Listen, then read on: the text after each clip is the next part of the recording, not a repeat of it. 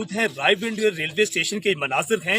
Raiwind railway station ज्यादातर यहाँ पर जो तबलीगी मरकज के हवाला से ही कुछ लोग आलमी सतह पर भी यहाँ पर आते हैं और हम आपको बताते चलें कि यहाँ पर तबलीगी मरकज के हवाला से जनूबी अफ्रीका से भी एक जो शख्स है यहाँ पर तबलीग इस्लाम के लिए यहाँ पर पहुंचे हैं। What's your name? Muhammad Shamir, Shamir, you come from South Africa, Cape Town.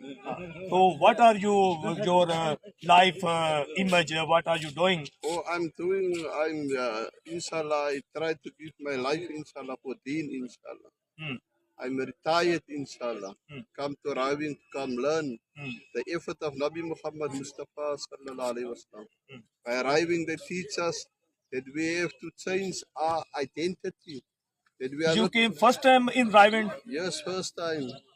They teach us that we are not Pakistanis.